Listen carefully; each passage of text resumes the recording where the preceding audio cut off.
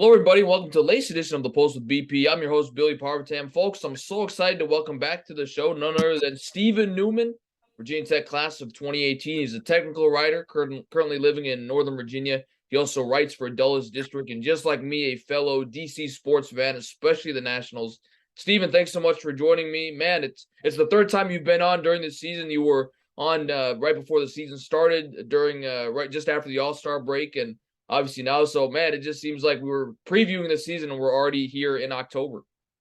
Yeah, thanks for having me, man. It's crazy. You're right. The season's already over, but happy to always be on, chat up with you. Well, let's get right to it then, man. The baseball season ended Wednesday, October 5th, as of this recording yesterday. And, man, just like that, 162 games are in the books for this regular season.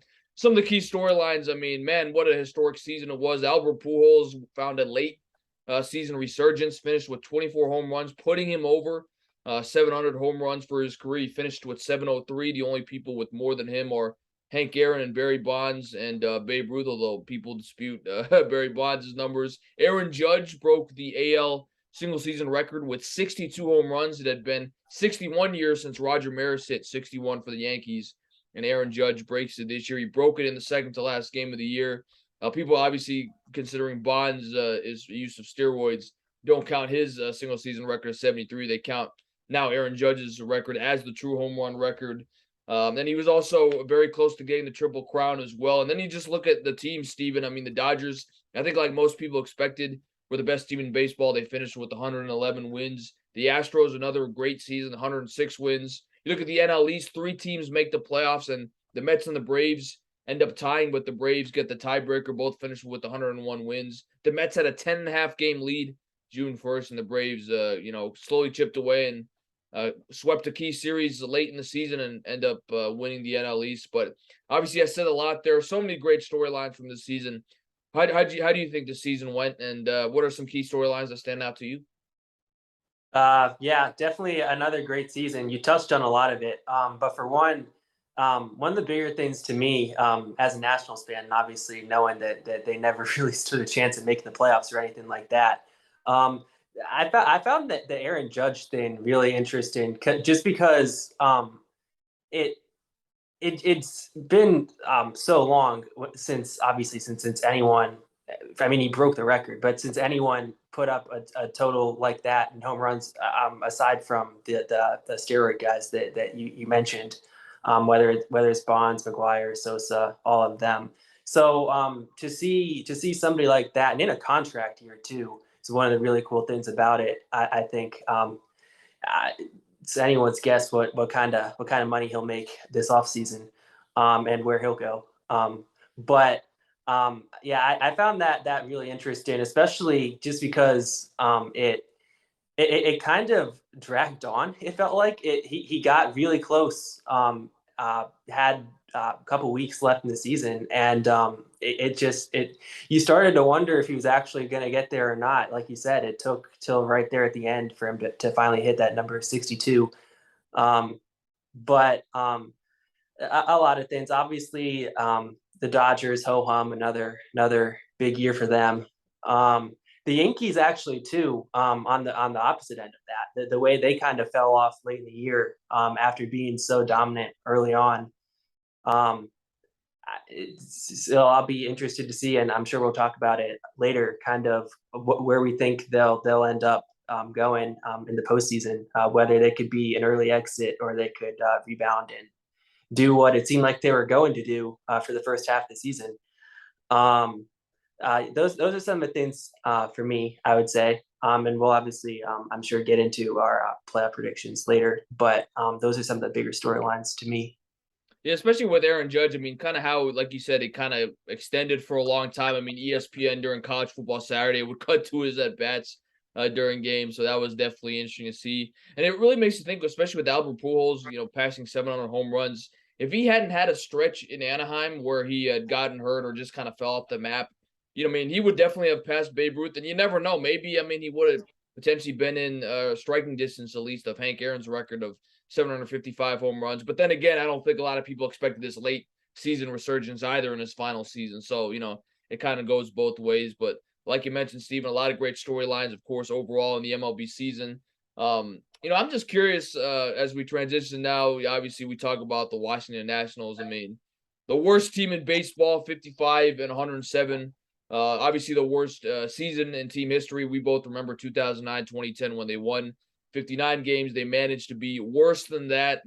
Obviously, maybe one of the biggest trades we'll ever see, the trade deadline when they traded away their star Juan Soto, homegrown star for prospects. I'm sure we'll talk about how that trade has looked since that has happened. Now that we have a half season to really digest it, obviously you have bright spots. I think C.J. Abrams showed a lot of promise in terms of the type of player he can be in the years to come.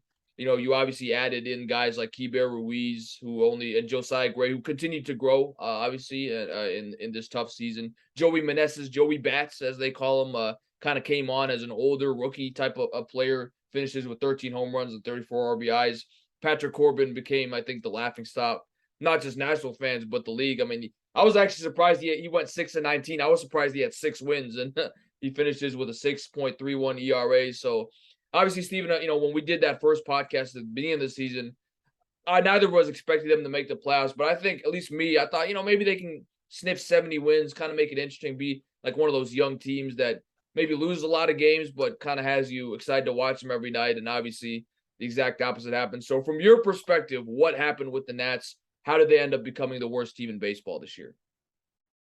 I think at a high level, I think a lot of what happened the back end of last year, a lot of people I know kind of clung on to the belief that since they did so well the last couple months of last season, despite being at a little bit of a talent deficiency then, that maybe they'd be able to keep that going to a degree, at least, and at least be relatively competitive, win, I don't know, even up to 60s to 70 games, something like that. They're just the reality of it is just there wasn't a lot of talent on the roster. And obviously, if you're not getting the type of elite production from a guy like Juan Soto, that's certainly going to hurt as well. But that's a whole other conversation as to kind of what was going on in his mind, and what led to him struggling. But just in general, it just the roster itself, it was tough. Obviously, Steven Strasburg getting hurt again, taking so long to come back in the first place, and then also getting hurt again. You're looking for guys like a Josiah Gray, even a Keibert Ruiz, like you said, to maybe take a bigger step in their development than they did. Although they certainly did show flashes, and there's plenty of time, but you kind of were probably hoping to get a little more than you got from guys like that. A bounce back from someone like Patrick Corbin as well. That certainly didn't happen. Like you said, it felt like he was going to get to 20 losses. It's somewhat miraculous that he didn't. And then just other little things, whether it's even a guy like a Luis Garcia. Granted, he hit decently, and he turned it around defensively too. Once they got a guy like C.J. Abrams, could bump Garcia to second. But they lost a lot of games, I felt like, just from poor defense across the board. Whether it's a guy like a Garcia, even in Alcides Escobar didn't do a lot defensively. Michael Franco, the list goes on. You just there's just a lot of sloppy play in general, even aside from in the batter's box or the from the mound. The brightest collective group, honestly, might have been the bullpen, which I don't think anyone saw coming, because there's not. You didn't think there was a ton there, but it turns out there may be some pieces there going forward. But yeah, overall, some of the guys on a roster with somewhat limited talent in the first place just didn't produce or take the next step to the extent that we were hoping. And as a result, you get a 107 loss season. What do you think about, and I think we talked about this last time you were on, the futures of Davey Martinez and Mike Rizzo? I mean, obviously we've seen when the Nats were a contender from 2012 to 2019, Mike Rizzo was getting a lot of the credit for being a great baseball mind. It hasn't worked out the last couple of years. Obviously, the team has traded away or let go of a lot of their big stars. I think I'm up to the point, Stephen, where I say just clean house completely. I mean, look, obviously they didn't want to, hang on to some of their 2019 stars longer than they should have, and I say just clean, especially with this new ownership potentially coming in, clean house, get rid of everybody, just start over completely. Obviously, you've got the pieces like a CJ Abrams, Keibert Ruiz, Josiah Gray to work with. Get a new manager in here, maybe a guy like Joe Madden, Joe Girardi. I mean, we've talked about some of these veteran guys who have actually coached young teams in the past. I mean, Joe Madden with the Rays for a while. Joe Girardi, before he was with the Yankees, was the manager of a young Marlins team. I say you get one of those guys in. You get a new president of baseball operations. I know we've talked about Theo Epstein. Maybe you compare him with Joe Madden again. I just think completely clean house. I mean, I like Davey Martinez personally, but as we've talked about in the past, his track record, aside from the 2019 team, and even then, I mean, again, they started 19-31, and if they had fired him at the end of the year, I don't think people would have said anything had they finished on a bad note. I just think, his track record's not great. Mike Rizzo, I mean, he's been here a while, but I think it's time for a fresh voice. Let's just start anew. What do you say about all of that? Yeah, and you touched on it, but this ownership thing really is the wild card in all of this. That's gonna really determine the direction this goes. But in general, I'm with you. I think he's been here since 2018. There was the magic carpet ride, I guess you could say. 2019, they went all the way after even that year started off really rough. And aside from that, it's been pretty bumpy. And really, even kind of regardless of taking out kind of how I feel about it, guys like this, once you have a few seasons as rough as the Nationals have had, you tend to get moved on from anyway. Like, even it's not even a matter of how I feel about it. It's just that they've had 3 bad seasons, and at a certain point, you got to see things start at least turning back in the right direction. And I mean, it's just gradually gotten worse and worse. And I know a lot of that is just because the Nationals have decided, based on factors that Davey really has no control over. Even Rizzo, to an extent, doesn't have a lot of control over it. Things have just kind of deteriorated, just in terms of whether it's, again, a guy like Strasburg just getting hurt after you give him all the money you gave him, Patrick Corbin unexpectedly taking a nosedive, things like that. But the fact of the matter is, you still need to turn a corner at some point. And just with how far it's fallen. And again, just when you're resetting the roster like this too, it kind of logically makes sense. Bring in a new face as manager and in the front office as well. Just kind of start over, see what happens. I do like some of the names you brought up too, whether it's a Joe Madden, even a Girardi. And obviously, I've talked about the whole Theo Epstein idea. I don't know if any of that's super in the works or anything. It's been, the whole ownership conversation's actually been, it's been relatively quiet, so it's hard to exactly know where those things stand. And like I said, that's gonna kind of decide everything below that, whether it's GM, president of baseball ops, or manager. But to your point, I agree that it feels like it's definitely time to try something new, bring in some fresh voices, some fresh perspectives, just and see what they can do with some of these younger pieces. Yeah, I mean, if you look at Joe Madden's timeline, I mean, people forget, it seems like, because it's already been 6 years, but he led the Cubs to their first ever, not first ever, but their first world championship in 108 years. And then he was gone 3 years later.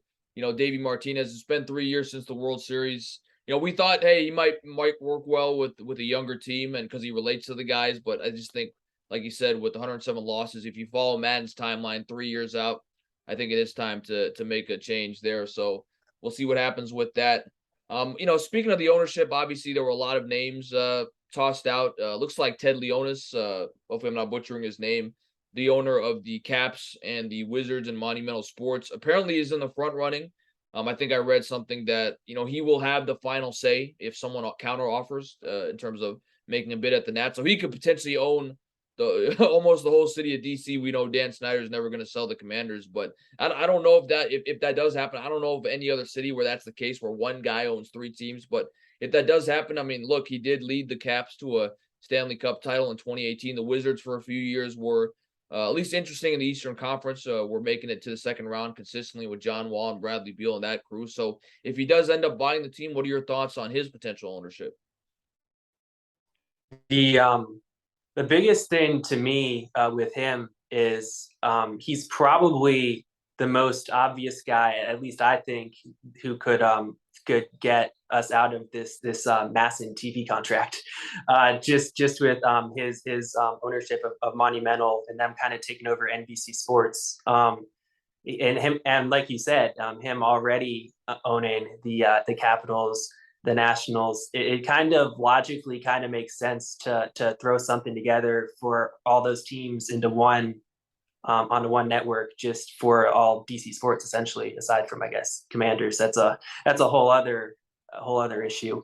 But yeah, that to me is probably the biggest thing. And I think that's something that is really important, because as a lot, as you might already know, just the way the Masson contract is set up, I mean, the revenue from it is split between the Nats and the Orioles, and I mean, it's just hard to capitalize on to the extent that you should on kind of what you do. Even winning the World Series, between that and between COVID, they didn't reap a lot of the rewards that they could have, and I mean, just year in year out.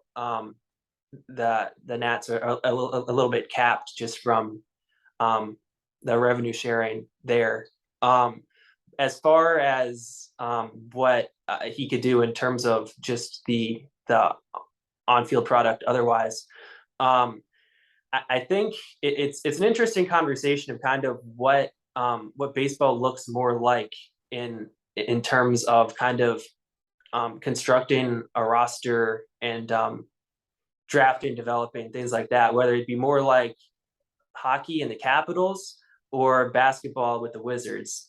Because depending on who you ask and who and which team, like, they're more so a fan of, like, you get a lot of different opinions on Ted Leonsis as an owner, because obviously the Capitals have been among the best teams in the NHL for years now, and the Wizards, well, like you said, they've had their moments. Yeah, for the most part, and in more recent years, it's been kind of mediocre at best, if we're being honest. The one thing I will say about Leonsis across both teams is that he's definitely big on keeping his stars around. Like, he'll pay top dollar to keep his best players around, whether it's an Alex Ovechkin, a Bradley Beal, John Wall at the time as well. So from that perspective, if you just want to have a star player that you know that you can kind of cling on to through thick and thin, whether things are going well or it's a struggle, like even Juan Soto, obviously that's past us at this point, but something similar to that, once you have that type of player, like, that might be something that's a little easier to, like if you're the type of fan, I guess, where it's more you're more player centric, I guess, more pro player, I guess, and you kind of develop just strong feelings for a player, like, that player will probably stay around with Leonsis. Whether that's actually good for the on-field product can vary, and I think we've talked about kind of how much more difficult it becomes if you pay top dollar for one player in baseball. You're just kind of hamstrung in terms of the rest of the roster. You're just capped. And a team like the Angels, for example, with Trout, Ohtani, Rendon, and nothing else. So you might run into that type of issue. But I think it would be interesting. I don't know. There are other options out there, and they're surely ones that we don't even know about. It's kind of the nature of the learners, I think, is to keep things under wraps a little bit. It's why there hasn't been a ton of reporting on this whole ownership situation. But I think the Leonsis angle, if he were to take over the team, it'd certainly be interesting. It would like we talked about, it would kind of create like a tight bond between DC sports as a whole. Again, aside from the Commanders, the biggest thing to me that I could say for sure would be a positive would be tied to that Masson TV deal. Hopefully, getting out of that to me is maybe the biggest selling point of Leonsis. Yeah, I would say if he buys a team, whatever you do, man, get him out of Masson, get him onto NBC Washington Sports so that we can actually have an app to watch the games and not I don't have to go to Reddit because obviously MLB TV rules are stupid and you can't black you. I mean, you do get blacked out because of that, but that's a whole nother conversation. Please, Ted Leonsis, get us out of the Masson deal if you do end up buying the team. Stephen, I know I've asked this question kind of. And this kind of goes to, and you can also kind of incorporate this into your answer, whether or not you still feel good about the Juan Soto trade, but especially going into next season, I mean, who is the face of this team? I mean, is it a guy like CJ Abrams, who again is we've seen flashes? We'll see next year if he can kind of fully develop into the potential star that he could be. You know, Josiah Gray, Keibert Ruiz. I mean, do you think it's one guy? Do you think there's a couple of different guys? I mean, who's kind of the guy if you have to go into next season? I think I asked this question last time. You would buy the jersey because I mean we've seen all those videos of Nats fans showing their jerseys. It's Trey Turner, it's Juan Soto, Max Scherzer, Bryce Harper. The list goes on. I mean, is it Abrams? Who would you say is the face, or a couple of guys we can look forward to as fans next season? So I know last time we had this conversation, obviously that was right after, I guess, the Soto trade, when you didn't really know kind of what some of those players would turn into. We had a good idea that a guy like CJ Abrams and some of the other prospects that are up coming along the way as well from that deal could be really good. But there wasn't a lot of certainty there. So we were talking about like a Josiah Gray, Keibert Ruiz. Maybe if you wanted to get cute, you'd go Luis Garcia, something like that. It's funny too, because I don't know if you would have seen it. So the local media voted on like the Nationals Player of the Year, reliever of the year, or pitcher of the year, I should say. Their Player of the Year was Lane Thomas. Wow. And while he had a solid year, and he's I think probably going to be a starter for them next year as well. I don't see a guy like that as like a face of the franchise by any means. He's pretty league average. On a good team, he's probably not even a starter, in my opinion, probably more of a fourth outfielder. So, I mean, I guess if you're looking for kind of a safe option, maybe that's something to consider. But if we're talking like an actual face of the franchise, if they can develop into what we think they could be, I still think either Gray or Ruiz are still solid options. Ruiz, depending on kind of what you value in a catcher, is could definitely become one of the better catchers in the league. He's already just in terms of his ability as a hitter, like he doesn't strike out at all. He can hit anything. It's obviously developing power, a little bit of the inner workings defensively, but definitely a lot of upside there.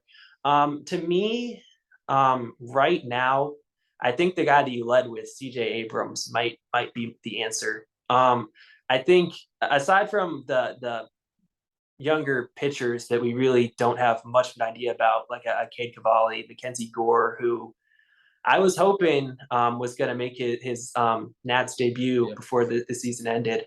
Kind of got robbed of that just because of, frankly, the weather. It seemed like he's probably going to pitch if it wasn't for the rain and potential stop and start at games and just playing around with the day he was supposed to pitch.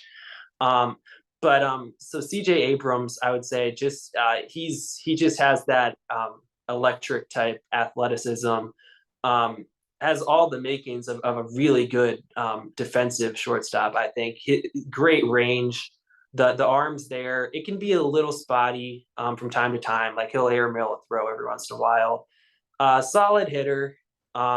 You'd like to see him maybe if he could develop a little more power. Although he hits the ball hard, it's more of a launch angle thing, I think. and maybe do a little more on the base pass just because of how quick he is. And I think that's all perfectly reasonable to kind of hope for at this point, because again, this was his first major league season, not even a full season. It was split between two teams at that. And he just earlier this week, actually, I think just turned 22. Former top, I forget exactly what, but definitely a top 10 overall draft pick. So you know the talent's there with him. So I would say he to me he's probably the guy. But I mean there are other options, like we talked about Ruiz, Josiah Gray. If he can, again, like we kind of hope for this year, take that next step in 2023. And then some of those other younger guys as well, like a Cavalli, Gore. Those would probably be the if we're kind of talking about a young core that they'd be building around. That's kind of the group I think you'd be talking about. But to me, I think Abrams is tentatively, to me, the guy that if you were to try to think of like one person to kind of consider the star of the team. Not that he's a star at this point, but that's probably the guy to me. And I think, something you brought up last podcast too. If he ends up, kind of showing those flashes, I say lock him up early when he hasn't reached his full potential. I kind of like how the Braves do with Michael Harris the second. I mean, what they signed to like an 8-year, $72 million contract. Everyone's like, how is this possible? So I think that's something, as you mentioned, that they should do. Avoid what has happened to guys like Trey Turner in the past, where Juan Soto, where they didn't lock him up early and then they reached their full potential. Then you were faced with having to pay him a mega deal. That's actually kind of something I did want to ask you. Trey Turner, as it's been reported, is a free agent after this season with the Dodgers.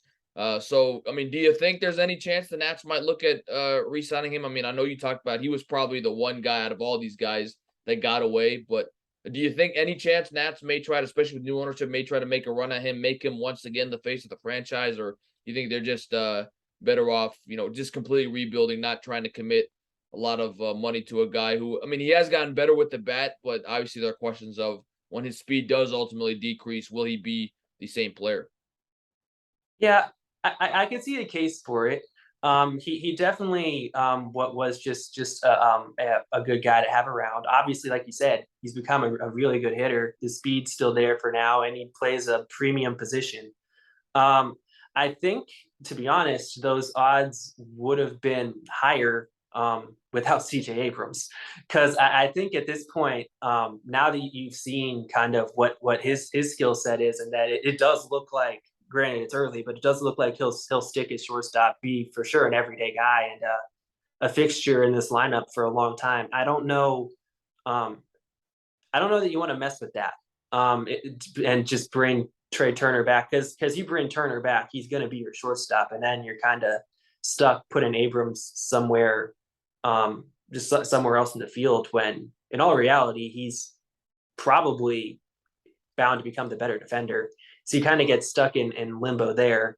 And obviously, like you said, if and really when the speed starts to deteriorate for Trey, you're left with good hitter. His value will be kind of more tied to just the hitting than also having the speed. He probably won't stick his shortstop forever either, or at least optimally shouldn't. So I think to kind of shell out for him, as great as it would feel, and you're right, I have said multiple times that it did feel like he was the one that they probably should have and really could have done a lot more to keep. But at this point, I feel like that ship's probably sailed.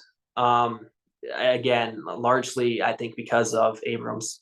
There are guys that they should go after. Like, honestly, granted, it takes some roster maneuvering, but I wouldn't even mind bringing back like a Josh Bell, especially because he did struggle with the Padres, which will it'll make him more affordable. And obviously he was a really good hitter with the Nats for the close to 2 years they had him. Was just really comfortable in the clubhouse, in the community as well. All the work he did just in the DC area, he felt really comfortable here. Again, he'd be a pretty affordable guy. He's definitely still in his prime, even though he has struggled with the Padres, and that actually might be part of it. I've gone back and forth on that. Maybe while I know all players obviously want a chance to win, I wonder if going somewhere like San Diego, where the expectations were basically, we're making this trade, so we're like a World Series contender. And I wonder if that type of pressure kind of got to him a little bit. And he could at least, if the Nationals were to bring him back, which, like I said, I think would probably be a halfway decent thing to consider. Maybe send out a Luke Voigt or something to make room for him. But to me, I think just in terms of even aside from his production, I think just from a leadership perspective, I think he would be a really interesting guy to bring back. So there are guys like that. I don't know, like to your point that Trey is it, but definitely at a high level, they should definitely try to bring in a guy or two on more than like a $4 million contract or something like with Cesar Hernandez, to kind of be a stabilizing presence and kind of take on a leadership role, I guess, with this younger team. But yeah, to just speaking to Trey specifically, I'd probably, unfortunately, because I did like him, but I'd probably stay away. And speaking of the other guy in that Josh Bell deal, the bigger name Juan Soto. I mean, it's been well documented. He struggled with the Padres. While we're on the topic of the Nats, we'll talk about him, a former Nat. Why do you think that is, Steven? I mean, I was thinking about it. I think people sometimes don't realize. I mean, when a guy gets traded, he's got to move to a whole nother city. I mean, off the field, he's got to adjust to so much. He's got to move into a new place. I mean, just get himself acclimated with the new city. Obviously, he was homegrown with the Nats. I mean, he had been there since the start of his career. So I think all of those factors kind of played into it. And then you talk about this was billed as, oh, maybe the biggest trade of all time. The Padres are getting maybe the best player in baseball in the prime of his career before he signs a huge contract. They might get him for 3 postseasons. I mean, you had all this talk, and I think to some extent, look, it did play into maybe him struggling. And let's be honest, even with Juan Soto, the Padres have been no match for the Dodgers. I mean, you look at the records, the Dodgers have pretty handily. It's been a one-sided domination of that series. So I think all those factors, Tatis not being around, that's gotta hurt his ability to really produce in the lineup. So I think there were all those factors that really played into him struggling since he got traded from the Nats. Yeah, I think a lot of it is just that his just that kind of to your point, that his emotions just got kind of tugged with the making the adjustments of moving to another city, acclimating with another a whole new team, is definitely part of it. But I feel like maybe too, he was already, relatively speaking, because if you just want to look at OPS and all of that, he was still mighty high, but he was struggling already with the Nationals earlier in the year relative to expectations and all of that, and kind of his standard level of production.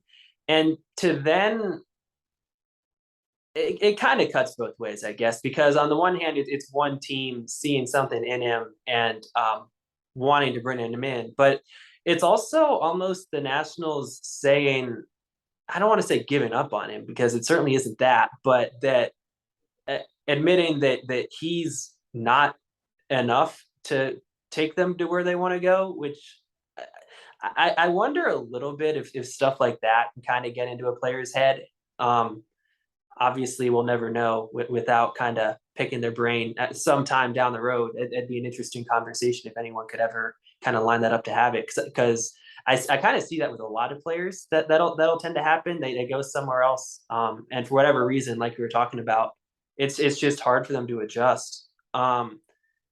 But yeah, no, he definitely, like you were saying, there were high expectations when he came, kind of what bringing him to the Padres would do for them, put them right there with the Dodgers, and it's fallen well short of that. So, like I said, I kind of wonder if just yeah, almost if he felt like his feelings were hurt, honestly, because he became so comfortable, so familiar with the environment he was in, and then to have it all taken away from him.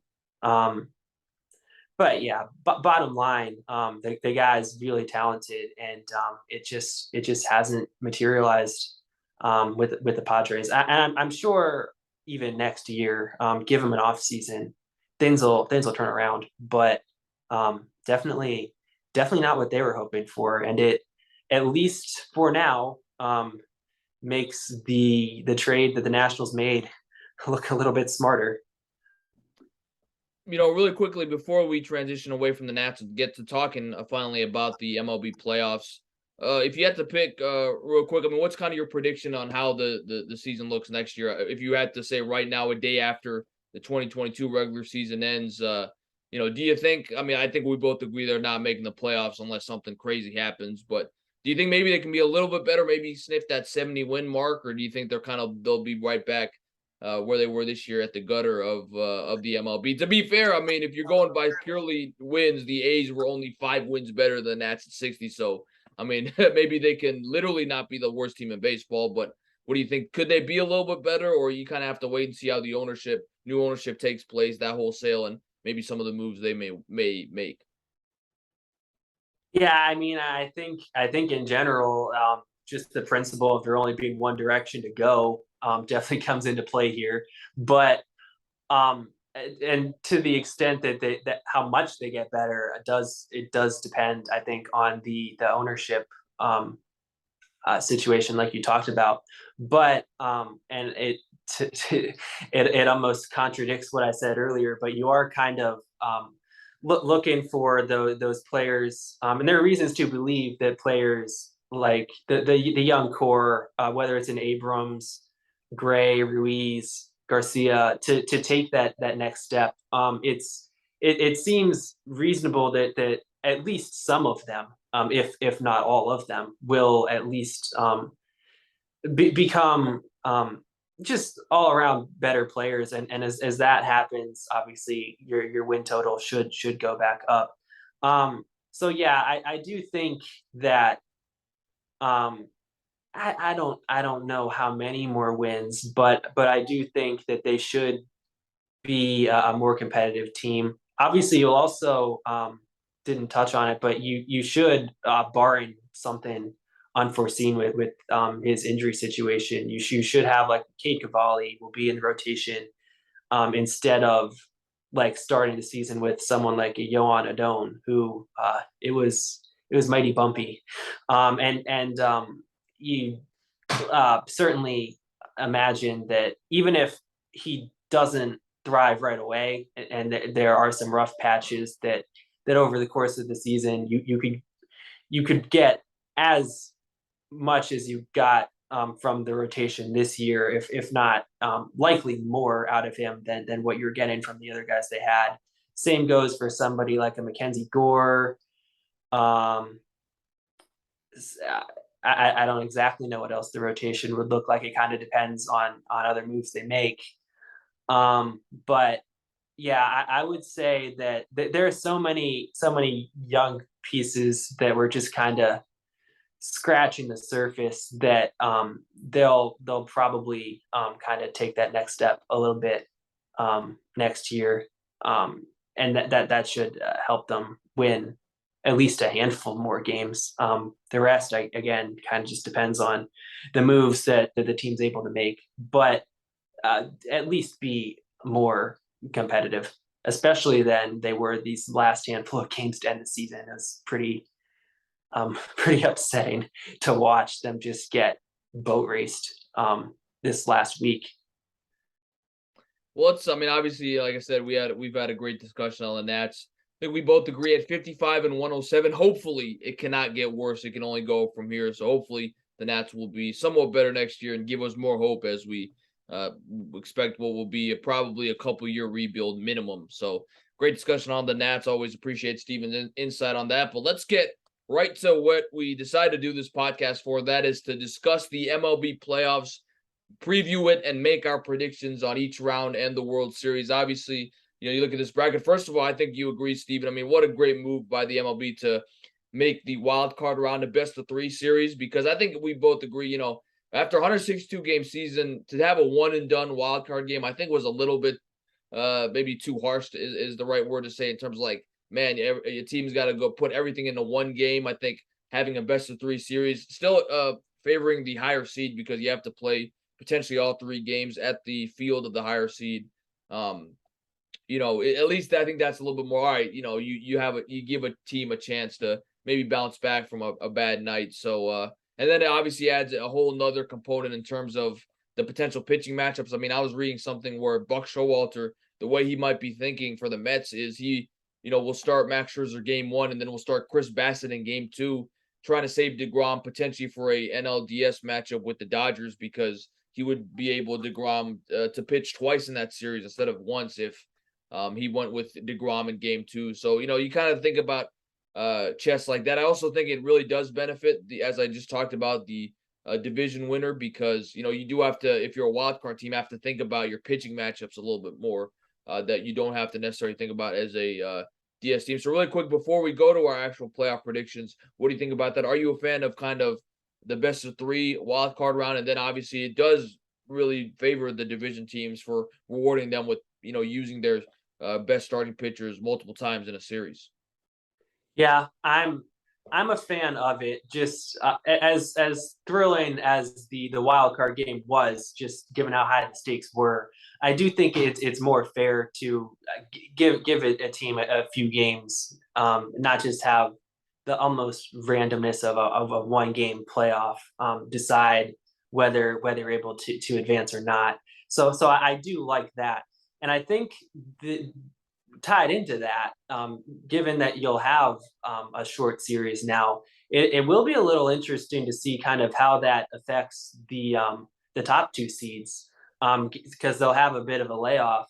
Whether that kind of affects it makes them go cold, essentially, if you kind of lose your rhythm, and maybe the teams that get hot from winning that the wild card series kind of take advantage of that to start with, because frankly that already somewhat happens with some wild card teams. They just get in a rhythm, gain some confidence, even just from winning that wild card game, and kind of pounce on a better team out of the gate and kind of take it from there. So it'll be interesting to see kind of what that longer layoff for the top teams kind of does, how that affects them. But in general, I agree. I do prefer this format over the previous format of just a one game playoff to kind of decide who goes the rest of the way. And I do think it's interesting as well. I think I'm in favor of it in terms of it helping with travel, having the entire like wild card series like at one place. I think that's a nice addition as well. I'm excited to see how it plays out, though. I have my opinion, but I'm definitely willing to be proven wrong. But definitely very excited to see how this plays out. Obviously, we know the Nats were the beneficiary of the one and done wild card round, and you talk about it. I mean, they were a wild card team. They maybe had an advantage over a rusty higher seed, and were able to obviously propel that to a World Series victory in 2019. But as fans, we like more games, and so I think it's great that they're going with this format. And I was looking at this as we finally take a look at the playoff bracket. If my math is correct, I believe there are 6 teams in this year's playoffs that did not make it last year. You've got the Guardians, you've got the Mariners, you've got the Blue Jays, the Phillies are back in the playoffs, the Mets are back in the playoffs after a few years, and you also have the Padres. So, it's good for baseball to kind of have some new teams in there, of course, mixed in with some of the more consistent teams of the past couple of years, like the Dodgers and the Astros. But I think it's great to see. So let's get right to it, Stephen. We are making our playoff predictions. We'll go to the American League first in the wild card round, best of 3. You have the 6 seed Rays, who have been in the playoffs, a fixture the last couple of years, made it to the World Series in 2020 against the Guardians, who I think, to many people's surprise, especially in the second half, kind of ran away with the division despite really not having a lot of big names that I think a lot of national fans would know outside of Shane Bieber, Cy Young winner from a couple years ago, and Jose Ramirez. So who do you have winning this series between the Rays and the Guardians? And the first year of the new team, new name too, rather, by the way. Yeah, that's something every once in a while I have to correct myself on it in my mind. It just adjusting to the new name. But I think the point you made about just how hot the Guardians have been down the stretch here, that tends to be something that when I kind of handicap these things and make my predictions, that kind of tends to be where I side because obviously we saw it with the Nationals too. They just got hot, and even though they were a wild card team, that kind of carried them all the way. So I think they're hot at the right time. To your point, it's not the most talented bunch in the world, but given that the Rays are a beatable team, I think anyway. And just how hot the Guardians are right now, that would be my lean to go Guardians there in that series. I think those are some great points. I think it would be great to see the Guardians, in my opinion, win the World Series. I mean, people forget that 2016 World Series when the Cubs won for the first time in 108 years since 1908. The Guardians have not won since 1948. So you talk about a team that you kind of feel like maybe deserves to win it. They have a long curse. I think it would be nice if the Guardians, led by Terry Francona as a veteran manager, could maybe go on a run here. But I'm going to go with the Rays. I just think their group has a lot of experience, obviously, in the playoffs. Kevin Cash is a veteran manager. I mean, they know what it's like to be in the playoffs. The Guardians have had a several year absence, and really a lot of those guys that were on those playoff teams are not even on Cleveland anymore. So I'm going with the Rays to win that series. So there's our first disagreement. I'm going with the Rays. Stephen is going with the Guardians. We look now to the 5-4 matchup in the AL. You've got the Mariners. I mean, they're led by young phenom Julio Rodriguez, who also signed a massive contract himself, against the Blue Jays, who I think, man, you talk about a lineup that maybe could rival the Dodgers in terms of some of the names they have. I mean, you got Vlad Guerrero, Kevin Biggio, George Springer, the veteran, Matt Chapman, Alex Manoah, their ace on the mound. I mean, this is going to be a really cool series and really great to bring Toronto's fan base back because they're a passionate fan base. But as you look at this series, who do you favor in the Seattle-Toronto series? I would love it for Seattle. I'm frankly thrilled that they're here. Some of that roster, particularly like Julio Rodriguez, I thoroughly enjoy watching him. That said, like you said, Toronto, they feel loaded. That's a team to me that, well, I didn't pick them to go far or entering the season. That always felt like a team that was kind of destined to make some noise this year. So that to me is the pick. There's the lineup, just a lot of the young bats there, and even a George Springer as a guy that's obviously done it at the highest level in big moments, kind of leading the way in a postseason setting, and then just the depth that they have up and down the lineup. Quality pitching as well. To me, that's a team that could really go on a run. I think so. I would take them in this series. I agree with you. I think Toronto is going to be a great home field advantage for the Blue Jays. They've also kind of in previous postseasons knocked at the door. I mean, you remember in 15 they went to the ALCS, lost to the Royals. So they've been knocking at the door. I feel like they can finally advance in this playoffs. It's great for Seattle, by the way. I think the Mariners made the playoffs for the first time since '08. So it's been, 14 years since they made it back. But I think I like the Blue Jays in this one as well. So we both agree. The Blue Jays will advance to the ALDS. By the way, another interesting note, both the East divisions had 3 teams make the playoffs. AL, you had Yankees, Blue Jays, and the Rays. The NL East, you had the Mets, Braves, and the Phillies. So nice to see the East Coast being represented well in this year's playoffs. Let's go to the NL wild card round. We'll flip the bracket. you have the Phillies and the Cardinals, the 6-3 matchup. The Phillies really didn't play that well to end the season. I mean, they nearly collapsed. The Brewers, I think maybe blew 4 or 5 games late in the season where they had a lead in the ninth inning. That obviously played a factor in the Phillies hanging on and getting that last wild card spot. Really interesting considering they fired Joe Girardi early on in the season, that they're able to kind of rally. Lost Bryce Harper for a significant amount of time, the former Nat, but they're able to get into the playoffs. Obviously, you look at this Cardinals team, a lot of veteran pieces. Paul Goldschmidt's probably going to be the NL MVP. They're going to be fired up with Albert Pujols' last season. You've got the veteran playoff guys like Adam Wainwright, Yadi Molina. So who do you favor in this matchup between the Phillies and the Cardinals? I'll ride the vibes of guys that want to fade off into the sunset in a positive light. Went on a bit of a run in the postseason here. The Phillies, to me, you kind of touched on it. Is really the reverse side of my Guardians pick, and why I had them winning their series is them being hot. The reverse of that being the Phillies to kind of come in struggling. And honestly, I just felt like all year they just had some fundamental flaws. There's some quality hitters there. The defense leaves a lot to be desired.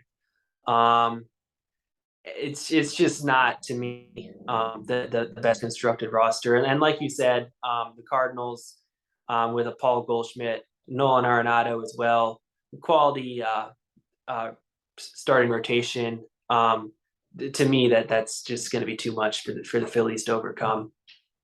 I agree with you. I think this is the most one-sided series in the wild card round. I'm going Cardinals. I think they're a sneaky. I don't even know if sneaky, but I think you look at some of these other teams in the NL. A lot of people aren't even talking about them, and they're the 3 seed. So I think the Cardinals easily win this series against the Phillies. So we both agree there. And then the final wild card matchup, the Padres and the Mets. Obviously, we talked about the Padres hitters, Juan Soto and Manny Machado leading the way. You've got the Mets starting pitching. We may see Max Scherzer and Jacob deGrom in this series if the Mets cannot win Game 1. Something else I was thinking about, there will be one member of the 2019 Nationals World Series team that will at least make the NLCS, because in this round you have Soto against Max Scherzer, and then they will face Trey Turner in the NLDS and the Dodgers if they win. So I guess that'll be kind of exciting for Nats fans to see. But who do you favor in this matchup? It seems like both teams are kind of reeling, although it was kind of funny. I saw something that said the Mets won 101 games and they think their team did collapse. They think their team collapsed, which, I mean, it is fair. The Mets did have I think it was a 10.5 game lead on June 1st, and obviously they did not end up winning the division. So they're coming in reeling, but you still have to give credit to them winning 101 games this season against the Padres team that won 89 games, but still finished well behind the Dodgers. So, I mean, kind of two interesting teams, a really interesting matchup. Who do you have winning in this series? Yeah, like you said, I both these teams are struggling, and that makes it tough for me because I do tend to weigh that into my predictions a lot, whether a team's hot or cold.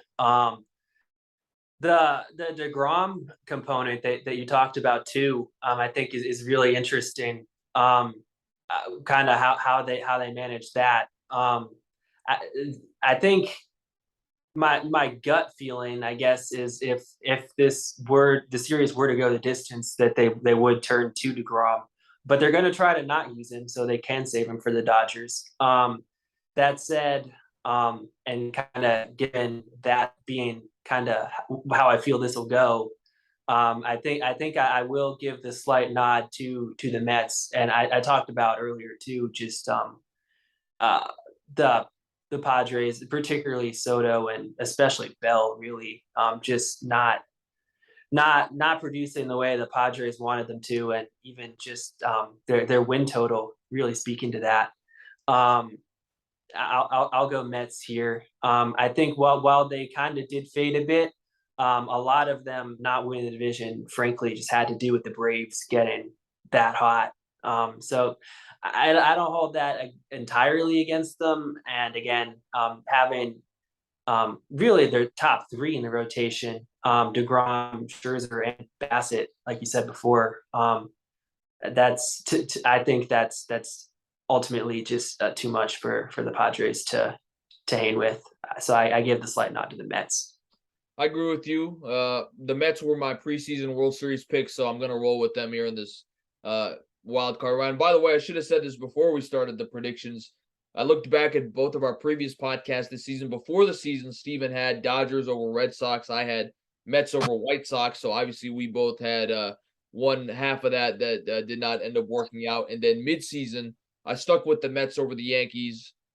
Steven had Dodgers over the Astros. So we'll see if we end up sticking with those predictions here as we move through the bracket. So you look at the wild card round, we agreed on 3 of 4. The only one we disagreed with was Tampa and Cleveland. So we'll see how that impacts, obviously, this NLDS as we move into it. So let's go to that side of the bracket. So I would have Rays and Yankees, a AL East matchup. You would have Guardians and Yankees. So who would you have winning in your potential matchup between Cleveland and New York Yankees? This might be bold, but I think I'm going to go Guardians. Wow.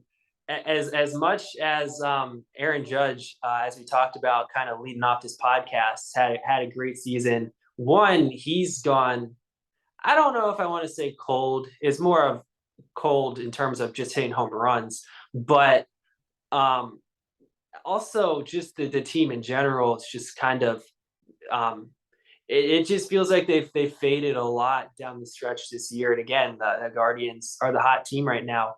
I mean, you even think, kind of going back to my point about the 2019 Nationals, they weren't supposed to beat a team like the Dodgers that year, and they weren't the more talented team. They went out and they did it anyway, just because they're just riding that momentum. Whereas here, it's sad to apply with Cleveland here, whereas the Yankees are kind of sliding. To me, it feels like even though the Guardians didn't have the best season in the world, they got hot at the right time. And I think that's ultimately what this comes down to. So I'll go Guardians. That is definitely a bold pick for sure. Although I respect it. I mean, I don't love this pick because, like you mentioned, the Yankees, kind of it felt like they were sliding into the playoffs a little bit, even though they did finish with a comfortable division lead. But a lot of the pomp and circus was surrounding Judge and whether or not he can get to 62. I'm sure that kind of had to wear on the team a little bit. I'm gonna go with the Yankees, even though I think another thing too, they're gonna be rusty because they will have not played in a couple of days. But I think they have enough to get past a Guardians team that I think has a lot of solid players together, but a solid team together. But I don't know that they have one or two guys they really feel like can come through for you. In a playoff series. So I'm going with the Yankees. I think Garrett Cole, at least in the division round, would and actually I had the Rays. I'd still go with the Yankees. I think this would be a great matchup in terms of we all remember Game 5 a couple years ago when Brousseau hit that home run off of Chapman. I think the Yankees and Rays. I think it'd be a great series, but I'll give the slight edge to the Yankees. I think they're feeling the pressure a little bit to at least make it back to the World Series. They haven't done it since '09. In fact, the 2010s was the last was the only decade ever in baseball history where the Yankees did not appear in a World Series. So I'm going with New York over Tampa. It'd be a great series, but I'll give the Yankees a slight edge there. So I'm going Yankees to make it to the ALCS. Steven is going with the Guardians. We go to the other matchup. We both had the Blue Jays and the Astros. Obviously, we're talking about the Astros for the first time. Dusty Baker, former Nationals manager, led the team to another impressive season with 106 wins. They still have a lot of that core group together of Altuve, Justin Verlander, Lance McCullers, Alex Bregman, and Yuli Gurriel. So, this is a tried and tested team in the postseason. They lost to the Braves last year. So what do you think? Do you think the Blue Jays upset the Astros, or do you think Houston has enough to make it back to the ALCS? I think it'll be a fun series. I definitely like the talent on both rosters. That said, I think the experience in these big moments, and just frankly them just being that good a team anyway, kind of propels the Astros. I think having a rotation too, led by a guy like Justin Verlander, been there, done that.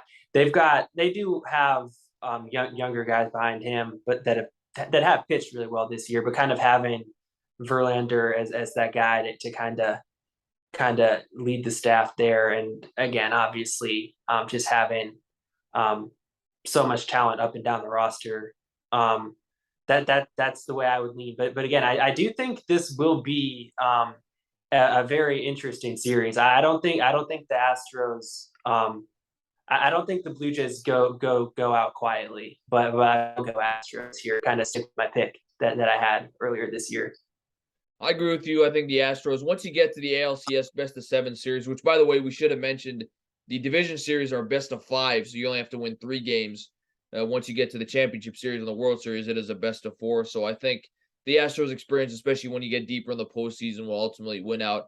I'm going with the Astros to make it back to the ALCS. So Steven has the Guardians and the Astros in the ALCS. I have the Yankees and the Astros again in the ALCS. So we'll see what we decide to go with the winner there once we finish doing the NL. So in the NLDS, I believe we both had the exact same matchups. In the first one, we have the Braves and the Cardinals. Man, that would be a heck of a series, especially when you talk about it. The Braves, the defending champions, they got hot in the second half, end up stealing the division away from the Mets. And obviously, we talked about the Cardinals. So Braves and Cardinals, Steven, who do you have winning what would be an exciting series if it happens? Yeah, it's I'll put it this way. It's kind of similar to how the Braves were last year, except this time they have Acuna.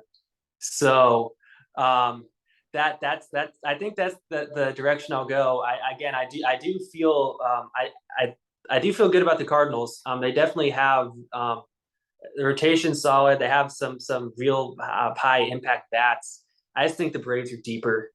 I think there's really very few, if any, easy outs in that lineup, and even top to bottom rotation, and even just the fact too, we haven't touched on it yet, but they probably have the top 2 likely finishers in the NL Rookie of the Year as well, Spencer Strider, Michael Harris.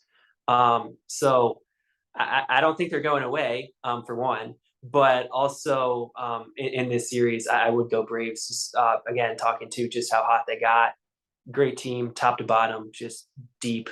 So I'd go Braves here. I'm gonna go with the Cardinals to make the NLCS. I mean, you made some great points about the Braves; they're terrific. I'm kind of a guy I don't like seeing repeat champions unless it's the Nats, of course. But you look at baseball. I mean, the last since 2000, that's the last time there's been a repeat champion.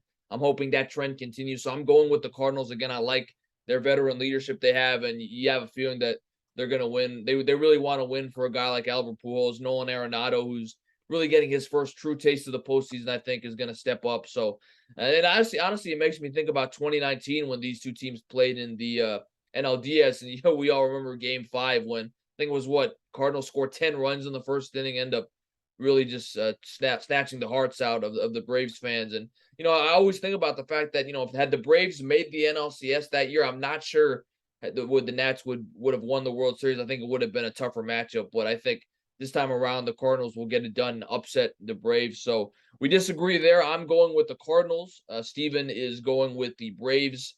In the other NLDS matchup, we have the Mets and Dodgers potentially meeting in that series. Now, again, something to remember, it's a best of 5. So even if the Mets were able to sweep the Padres in the wild card round, the Mets would be unable to have both Scherzer and DeGrom most likely pitch twice in that series. And even then, I mean, if the Mets win in 3 games, then they may only be available for 1 game that series. So again, the pitching it is something to consider here in this series. So given that, Steven, Mets, Dodgers, who do you have advancing to the NLCS? I mean, I think the Mets are good, and I think that the whole kind of layoff thing, waiting around, kind of plays into this. Could that to me is pretty much if the Dodgers lose, that's probably looking back the reason we would point to. But I think just the Dodgers.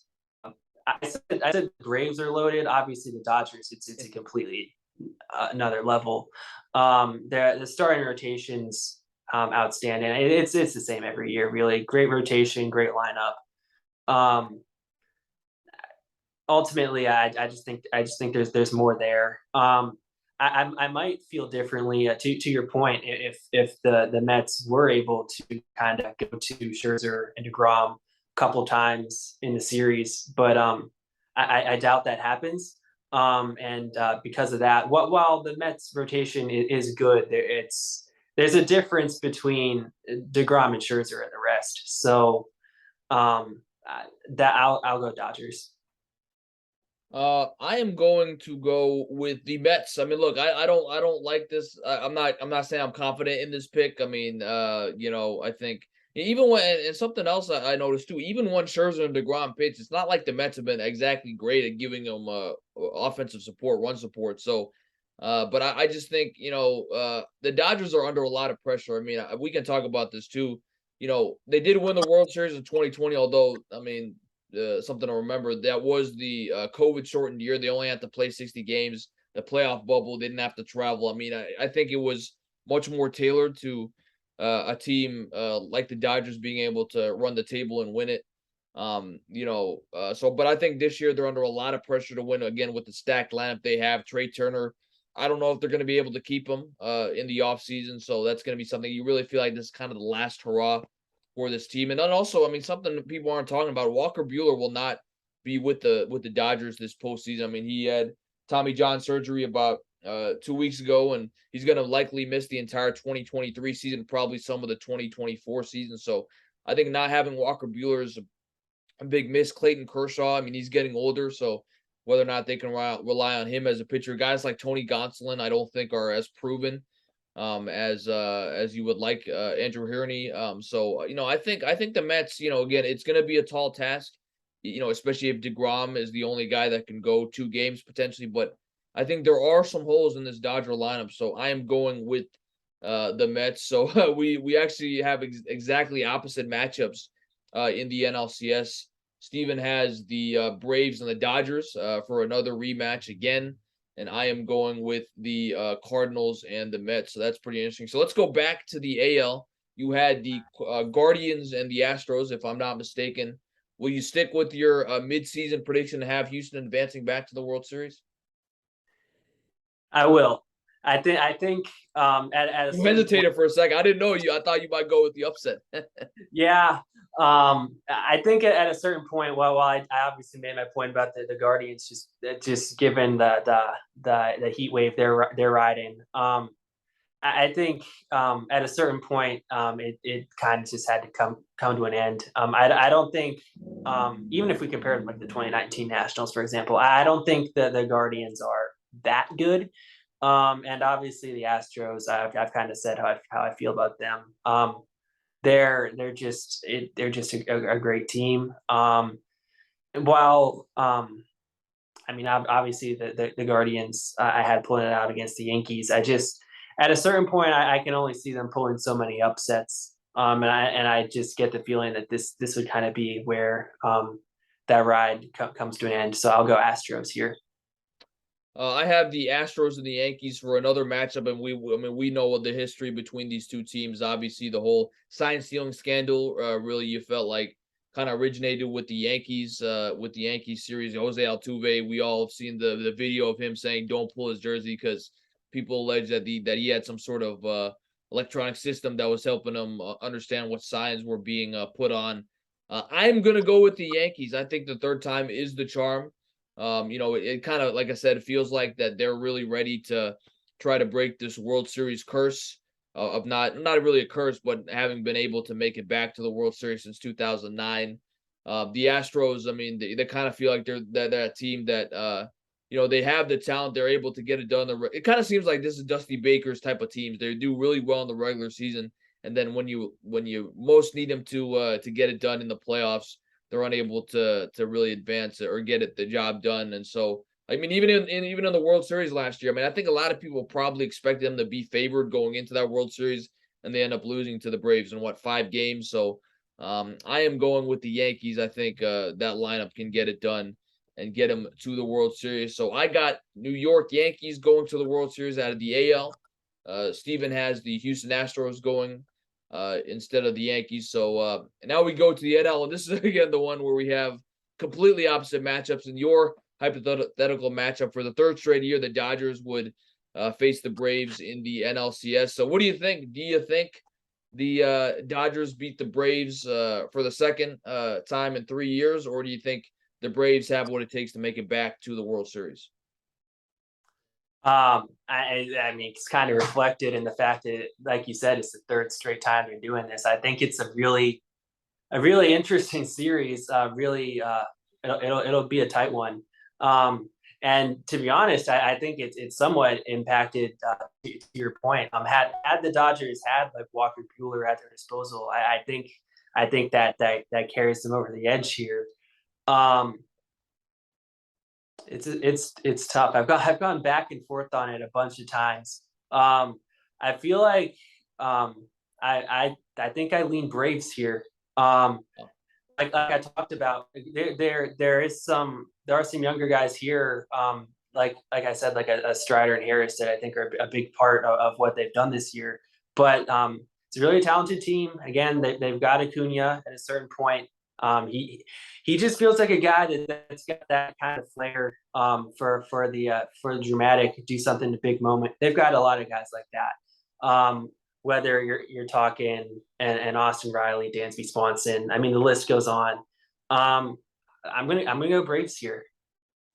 Wow, that is certainly an impressive pick. And keep in mind too, I mean Matt Olson, I mean he substituted for Freddie Freeman and they didn't really miss a beat. So by the way, I don't know what you think about that. I mean, the whole Freddie Freeman crying every time he saw the Braves. I think it got old after a while. I mean, look, man, you're from Southern California, if I'm not mistaken. You got a boatload of money to go to the Dodgers. I mean, look, you're set. I mean, let's call it how it is. I mean, I did think Freddie Freeman, to be fair, is actually one of the good guys in baseball, but I did think after a while that whole act of being all emotional around the Braves did get old. But I have the Cardinals and the Mets in my NLCS matchup, and I am going with the New York Mets to make the World Series. I just think if they're able to get to the NLCS, they're finally in a best-of-7 series. You would have the opportunity to pitch Max Scherzer and Jacob deGrom twice. Obviously, you have to see if really for both of those guys, because their health has been an issue over the last couple of years. If they can hold up, we remember Max Scherzer wasn't. I think it was Game 5 of the NLCS,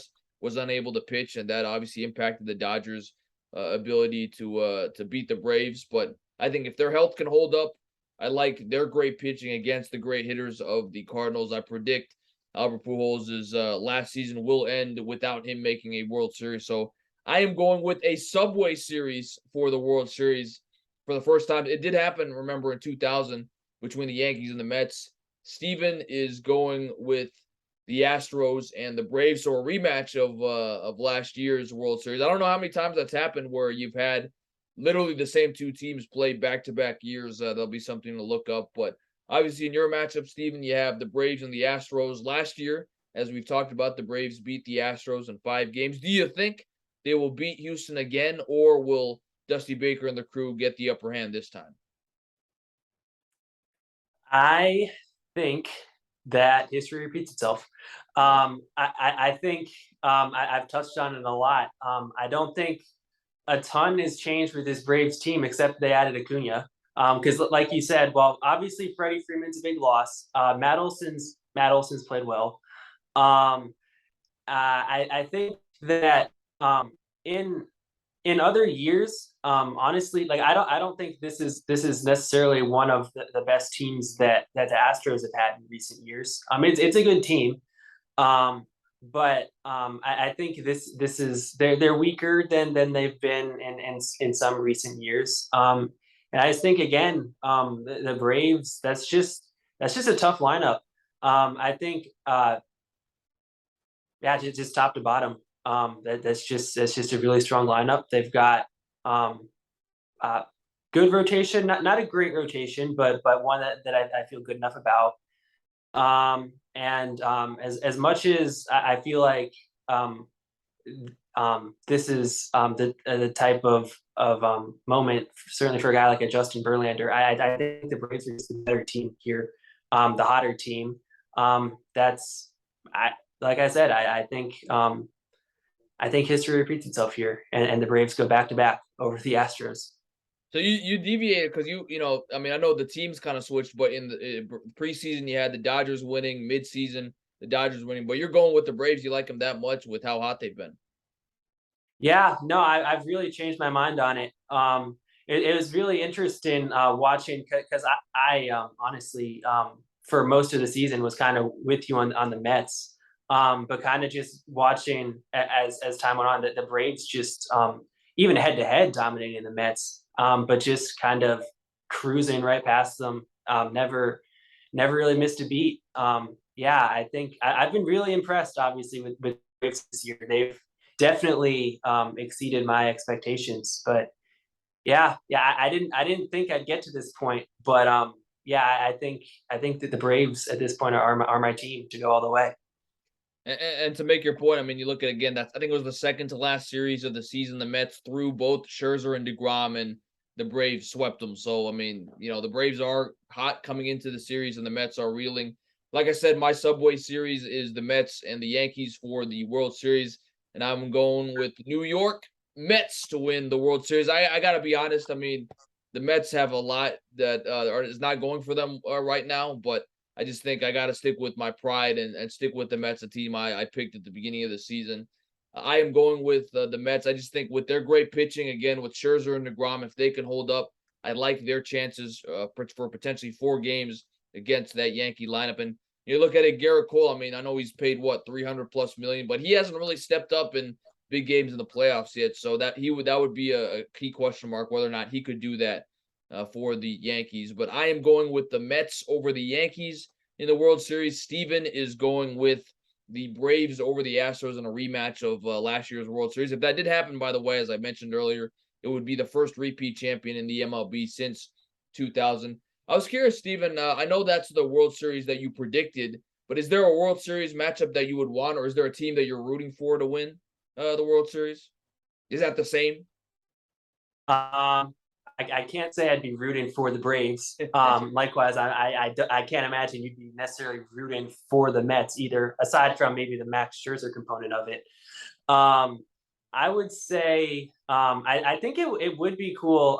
Kind of to your point, the Cardinals. I think as a send off for Pujols, obviously Wainwright, Yadi Molina, their years are coming to a close here as well.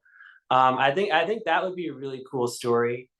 And even we talked about it way at the beginning of this, but the Mariners, obviously, just given how long it's been since they've even been in the postseason. Granted, they're a long shot in this, I feel like, but I think that would be another team that would definitely be, if they were to go on that kind of Cinderella ride. I'd definitely be there for it, even though it'd mean a lot of my picks were wrong. I definitely enjoy that.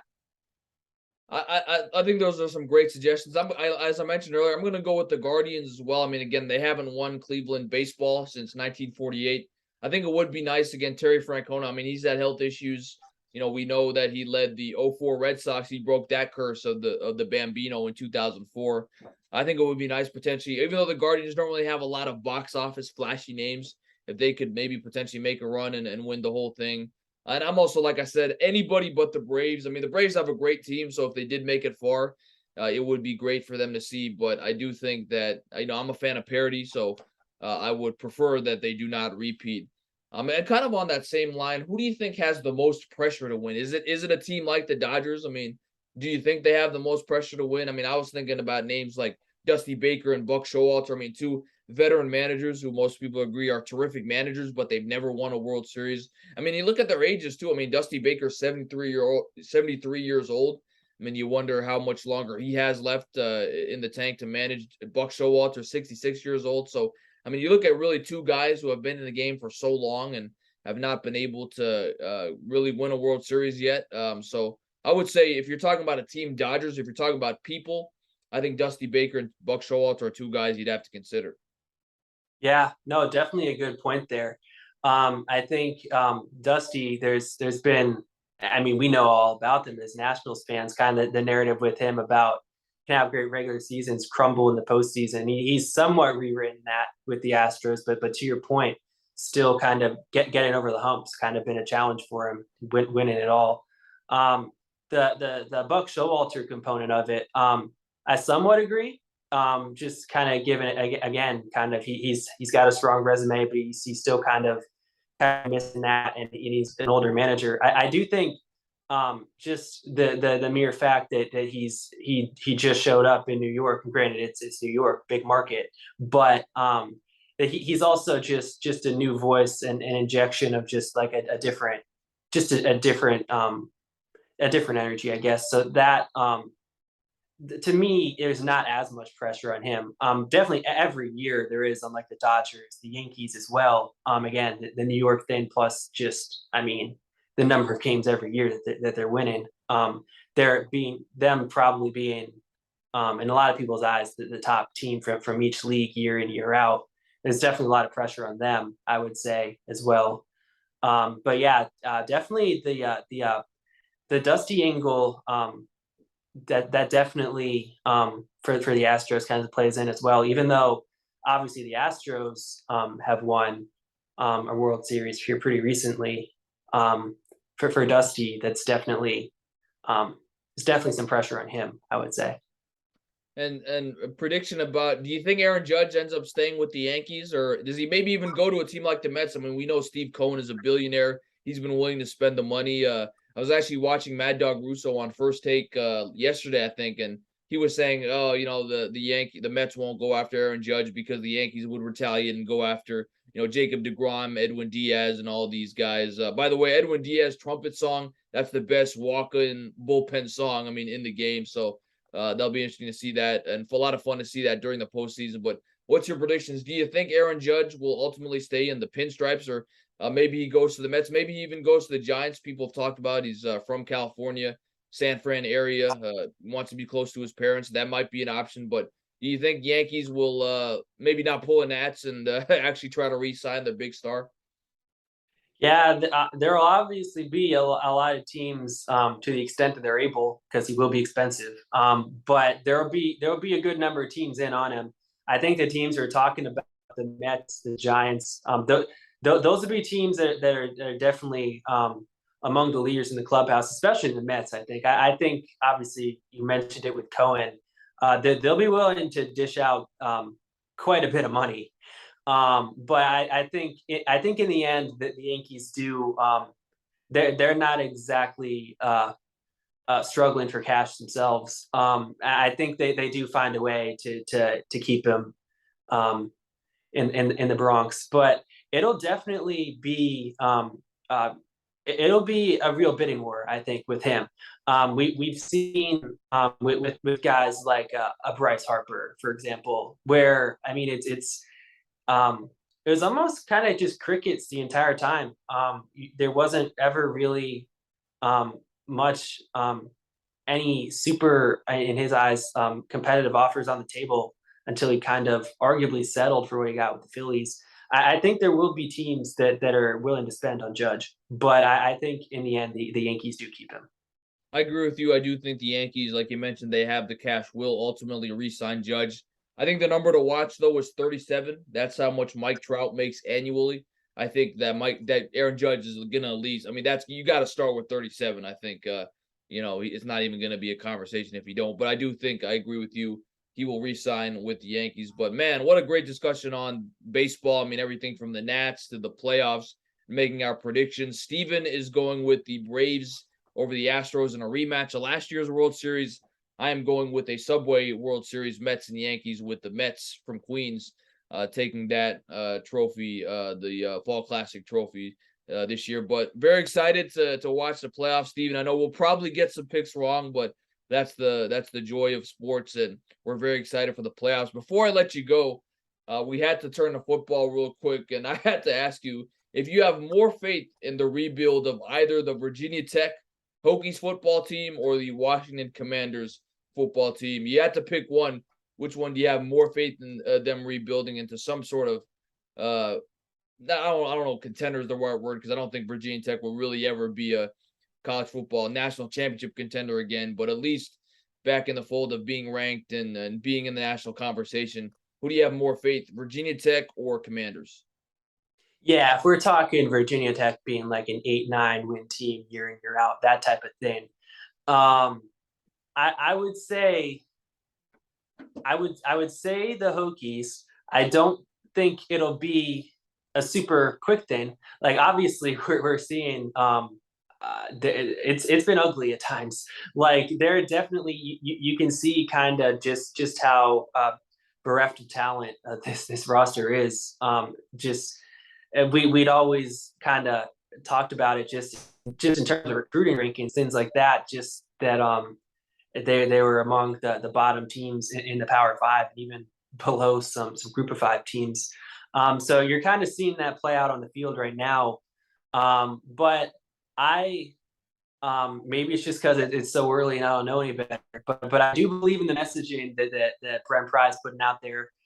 Seems to definitely be a guy that kind of that gets it better than Justin Fuente did. Just better in terms of like cultivating relationships and stuff with people, which I'd imagine would then play out on the recruiting trail. Even frankly, even just his time at Penn State's kind of evidence that he is a really good recruiter. Obviously, that's got to translate to Virginia Tech, but I would say I would go Hokies. I don't think again it'll be right away. It'll take probably 2-3 years before we really start seeing the Hokies kind of flirting with where we prefer them to be, and not even like a top 10, 15 team in the country or anything like that. Just more so, like I said, like the 8-9 win range. The Commanders, to me, as long as Snyder's around, it's going to be tough. I just really struggle.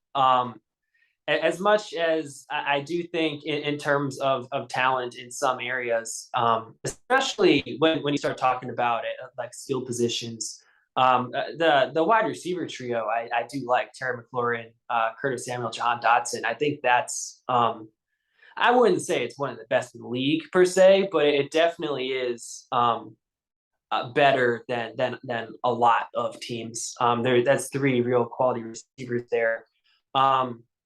The whole Carson Wentz thing. I mean, you just keep kind of passing it off from one kind of average at best starting quarterback to the next, year in, year out.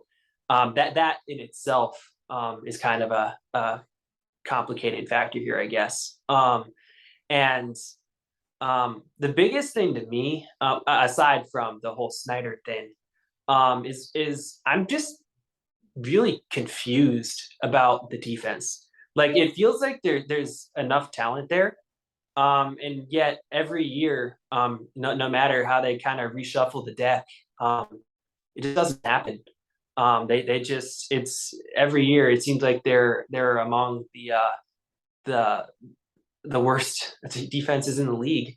Even like I said, with some talented guys out there, it's a little confusing.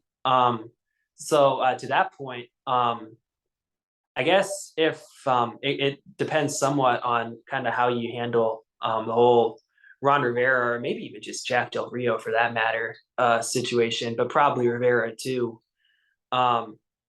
Depending on how quickly you move on from him, and if you are able to then find somehow a good replacement, which I'm a little skeptical of their ability to do.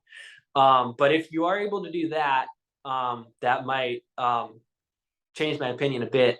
But as it stands right now, I would say Virginia Tech, I feel more comfortable with in due time being able to rebound better than the Commanders. I agree with you. I mean, look, I do think it's still concerning how the Hokies have lost games this year, especially, starting out to ODU. I mean, look, I do believe we've got to give Brent Pry a few years, let him get his recruits in, see how he actually does with recruiting before we can actually make a judgment. I mean, I have seen him in person a few times. I do think his desire to embrace the community and really be involved with Virginia Tech isn't fake. So I do commend him for that. Obviously, at some point, though, we do want to see winning on the field, but we have to give him a few years. Although, again, the way they've been losing these bad losses to ODU, getting blown out by UNC, I mean, App State scored 40 on UNC, and we can't score more than 10. I mean, I do think it is something to be concerned about. But again, big picture, we do have to give him a few years.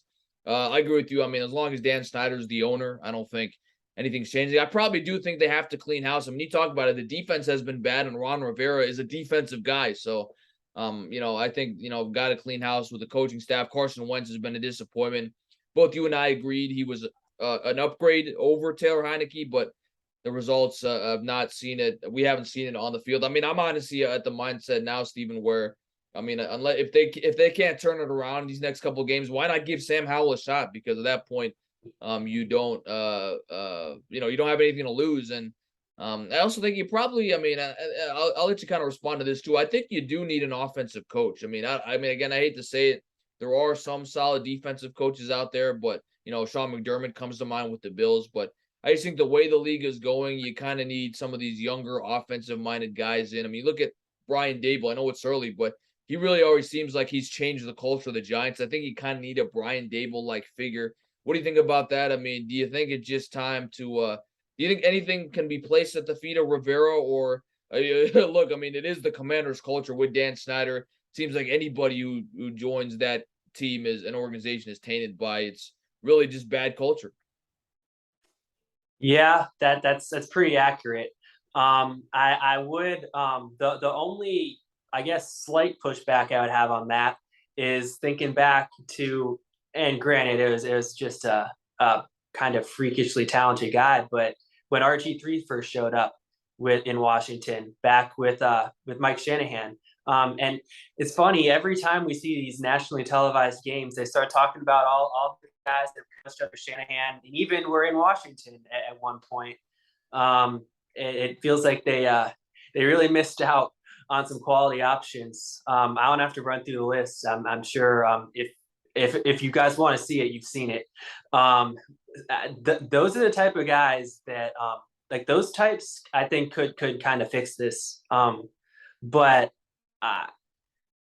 it's hard to find those real offensive masterminds. But I do agree. I think that that really is their ticket to getting back to where they were back decades ago at this point, when they were Super Bowl contenders kind of year in, year out.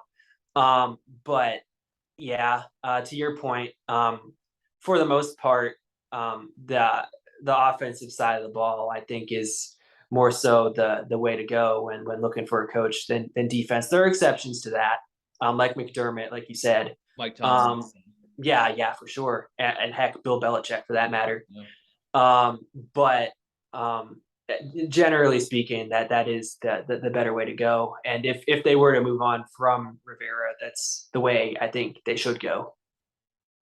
Stephen, this has been such a pleasure. We are 90 minutes into this podcast, and it's always a pleasure talking to you. I mean, talking about obviously the MLB playoffs, what to expect from the Nats moving forward, even sneaking in some Commanders and Hokies football. It's always a pleasure talking to you, and I can't thank you enough for joining me tonight. Yep, always enjoy it, man. Thank you so much to Stephen Newman, a Virginia Tech alumni, class of 2018, technical writer in the Northern Virginia area, as well as for DullasDistrict.com. You can see him on all those platforms, for joining me on the latest edition of The Pulse with BP. Enjoy the MLB playoffs, everybody. Enjoy the NFL season, college football season, the World Cup 2 coming up next month. This has been the latest edition of The Pulse with BP. I'm your host, Billy Parvatam. Thanks so much, everybody, for joining us. We'll see you next time.